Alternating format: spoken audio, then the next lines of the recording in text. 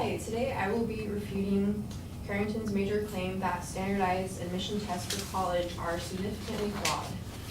Her three secondary claims were: one, ACT and SAT scores are insufficient in providing an accurate prediction of the performance of aspiring college students. Two, high school grades provide a more accurate indicator of how future college students will perform in higher education institutions. And three, these tests place unnecessary worry and anxiety on students. My response to her secondary claim one is the following. To support her first secondary claim, Carrington said that, quote, according to Pearson.ed, there is only a 0.5% difference in the GPA of students who took the test and those who didn't. This is a small difference that it is nearly insignificant, and it shows that the SAT and ACT don't have a big teller of how you'll do in the future versus how your GPA will tell. My counterclaim is that while it may be true that college GPA is almost the same whether or not one took standardized tests, colleges that make these tests optional on their applications are generally not as academically inclined as those that require them. Not taking the ACT or SAT gives students a much lower chance of getting into a good university.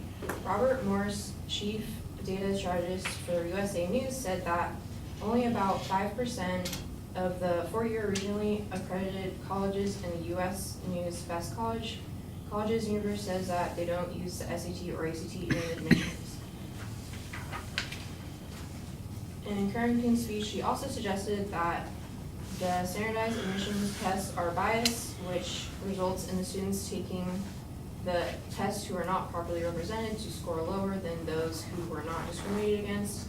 However, she didn't cite where she got this evidence from and how this supports her claim that ACT and SAT scores are insufficient in providing an accurate prediction of the performance of aspiring college students.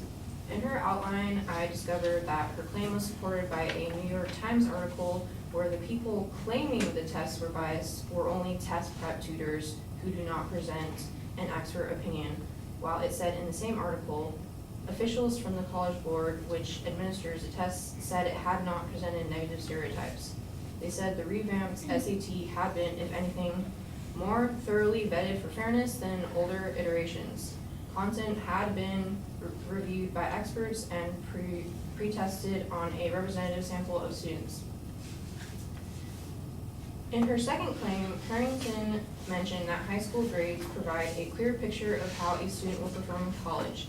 However, Sean Patel, MD, MBA, the creator of the multi-million-dollar startup prep expert, has found that with the rise of alternate testing methods, such as Common Core, GPA inflation is a rising issue that makes standardized test scores more vital than ever in college admissions, much less college success.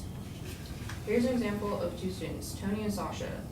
Tony went to Brigham High School, where an A-letter grade is extremely easy to come by even in AP classes.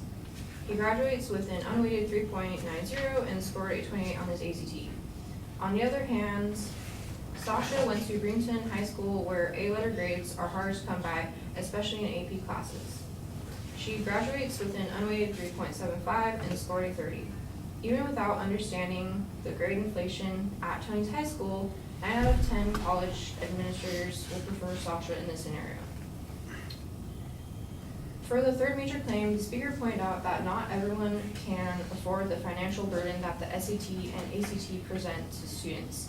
I actually had the same concern when it was my time to take standardized testing in high school because I come from a single low-income parent. However, there are fee waivers available for both tests. If someone is eligible, they can even attain multiple waivers to cover the cost of more than one attempt at the test. I personally was able to get 2 waivers for the SAT test and 1 waiver for the ACT test, which covered all my attempts. Thus, my financial concerns were eliminated and no longer a deterrent in choosing to take standardized tests. These tests do not place unnecessary worry and anxiety on students because only students that want to go to college take standardized tests, meaning that they are optional. They are choosing to take on the worry and stress of studying for SAT and ACT tests. The main objective of the SAT and ACT test is to determine if a student is prepared for college and if they would be a good fit for college. In conclusion, I responded to her first claim that ACT and SAT scores are insufficient in providing an accurate prediction of the performance of aspiring college students by stating that there are no alternatives except for colleges that make standardized testing optional. They are not biased because College Board specifically formats the recreated SAT to be fair to all students and had it approved by experts and tested it on a diverse range of students. Secondly, I respond to her second claim by stating that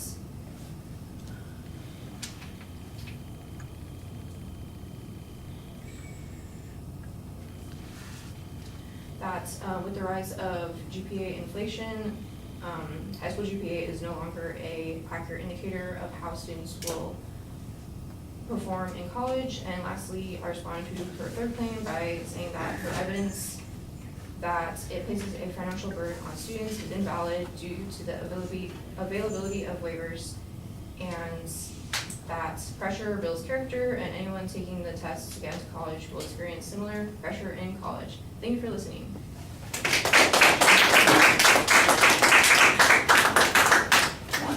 All right, the structural stuff is all fine. On the first point, you talk about the differences between the scores, and you kind of suggest that the minimization difference does in fact matter.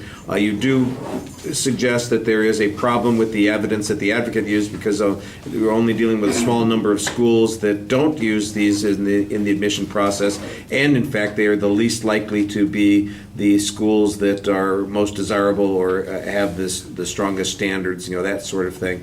And I thought that was an okay argument on that position. The bias issue, you kind of dance around it at first. It got a little confusing. I did appreciate, though, that you had some evidence that suggested that, first of all, you're criticizing the biased evidence that the advocate presented, and then you present a defense of the material from the College Board itself, suggesting that they've tested it. So I thought that was pretty good. The notion that there are differences between high school grades is really dependent on the hypothetical that you're presenting, and I assume that that's probably reasonable. I think there should be a little bit more information that suggests that grades are a little bit less than consistent from one school to another, and that the reason that the SAT exam or the ACT exam is used is because it eliminates those particular biases. The example of Tony and Sasha is an interesting one. You had one piece of information that said, 9 out of 10 would prefer Sasha in this particular situation. I'm going, and that's because? Is it because of the ACT score that they had? It was not clear, and I assume that that's probably what was going on, but there's, and where that information came from, I don't know. I thought the answer on the third point was pretty effective, especially given that you're using personal experience here. It's not hard to also provide some testimony evidence that these fee waivers exist. I mean, you're using your personal example. I don't think anybody doubts that this is a true thing. It would be nice if you could have some source citation that goes along with it. But the personal examples, I think, do a good job making your point. You get a little bit stuck in kind of recapping everything in the summary. The summary goes on a little bit longer than necessary. You made your point pretty well. You can be a little bit more succinct, and you got lost at 2, and that makes it a little bit awkward. A lot of reading, that's what happens when people get stuff written out. They forget what was the point I was trying to make, and they think, let me find the thing that I have to read, instead of just reminding us the point that you're trying to make. All right, we're going to finish there. Thank you all very much.